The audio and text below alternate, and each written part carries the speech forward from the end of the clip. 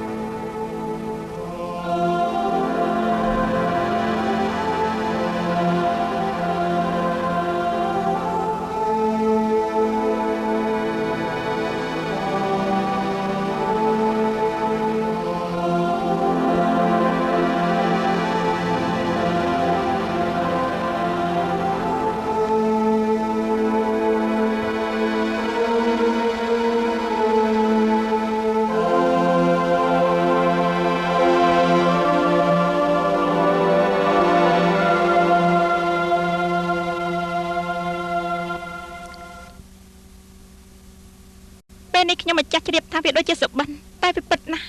វាពិតខ្លាំងណាស់ដូចខ្លាំងណាស់ព្រះប៉ោះមើលលោកតាហៅ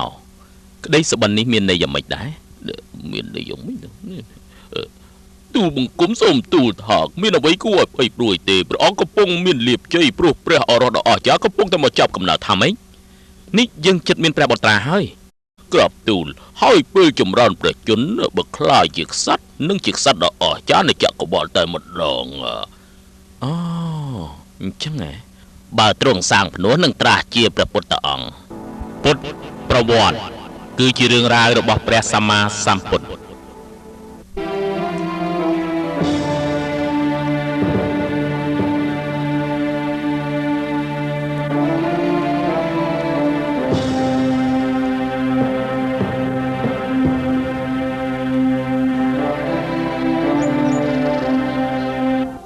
មុនគ្រិស្តសករាជ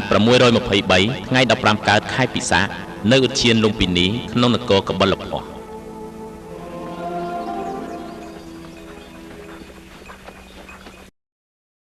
ទេសូមឈប់រទេះនៅក្រោមដើមឈើធំមួយនោះតើឈប់មានការអីព្រះម៉ែទ្រង់មិនគួរចោះទេសូមយាងមកវិញមកទូលបង្គំទទួលព្រះរាជបញ្ជាពីព្រះអង្គមិនអោយឈប់រហូតទាល់តែធ្វើដំណើរទៅដល់អាណាចក្រយើងគួរតែធ្វើដំណើរទៅមុខទៀតយើងមិនអាចទៅបោះនគរបិតាទេយើងចិត្តប្រសោតហើយ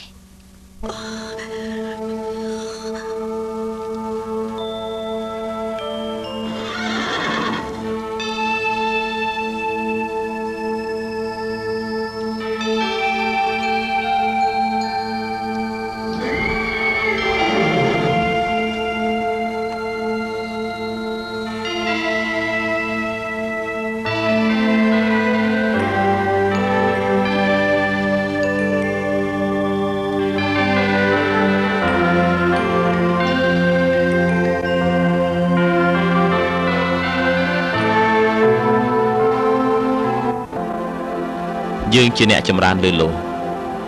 យើងជាអ្នកចម្រើនបំផុតក្នុងលោកយើងជាអ្នកដ៏ខ្ពង់ខ្ពស់បំផុតក្នុងលោកជាតិនេះជាជាតិចុងក្រោយរបស់យើងហេតុនេះក្តីទុកលែងមានទៀតហើយ5ថ្ងៃក្រោយមក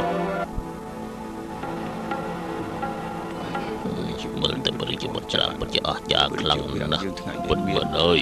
មើលចុះពិតជាចម្លែកមែនតើអូមុនអូជ្រៃបានជាបុត្រពិតជាអស្ចារ្យខ្លាំងណាស់ព្រះរាជគ្រូយើងរីករាយខ្លាំងណាស់ដែលបានជួបពួកលោកព្រះរាជបុត្រាមានលក្ខណៈល្អដែរទេក្រាបទូលព្រះបង្គំសូមថ្វាយព្រះនាមថាសិទ្ធត្ថៈដែលមានន័យថាមានក្តីប្រាថ្នាសម្រេចសិទ្ធត្ថៈហើយម្ចាស់អូនយល់យ៉ាងណាដែរព្រះរាជនីព្រះប៉ោះជាព្រះនាមដែលពិរោះណាស់ចូលដាក់ព្រះនាមរបស់បុត្រយើងថាសិទ្ធត្ថៈក្រាបទូលព្រះអង្គទូលបង្គំជឿជាក់ថាព្រះរាជបុត្រានឹងក្លាយជាព្រះរាជាដ៏អស្ចារ្យនៃចក្រវាឡក្រាបទូលតែយ៉ាងណាក៏ដោយយ៉ាងម៉េច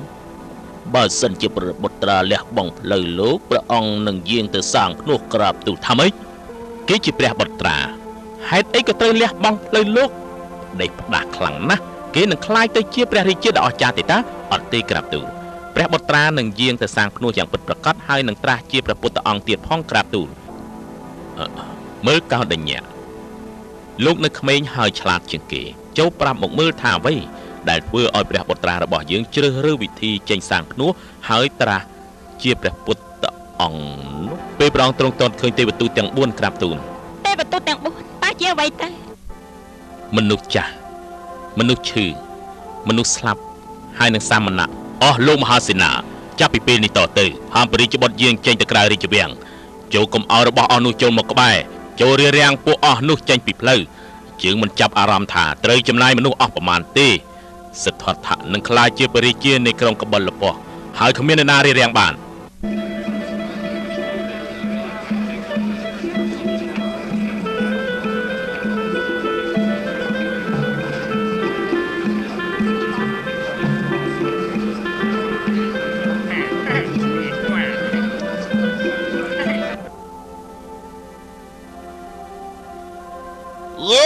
ព្រះអង្គយាងមកហើយព្រះរាជាយាងមកហើយពួកយើងអបអរព្រះអង្គចូលចម្រើនចូលចម្រើនសូមព្រះអង្គមានព្រះជន្មយឺនយូរសូមព្រះអង្គមានព្រះជន្មយឺនយូ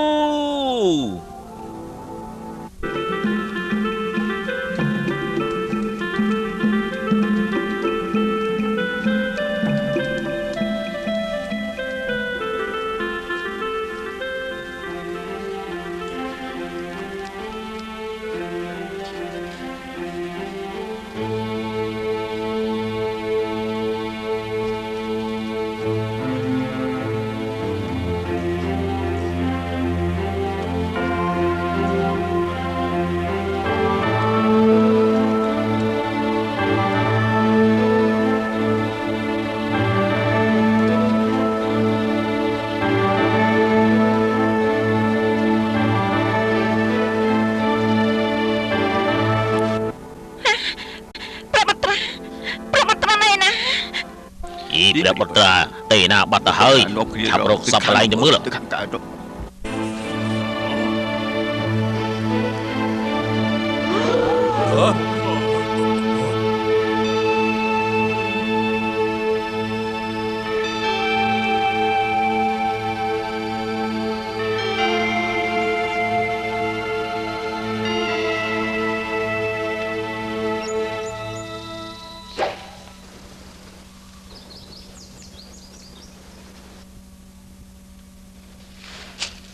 អូស្អីគេហ្នឹង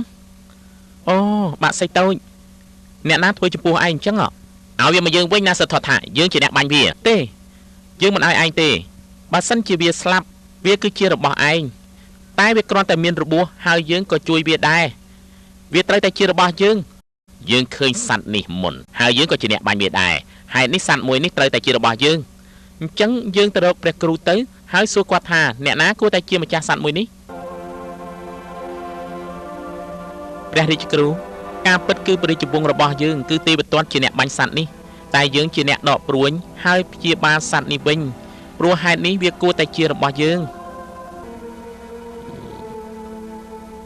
ក្រាបទូលពួកទូលបង្គំយល់ស្របថា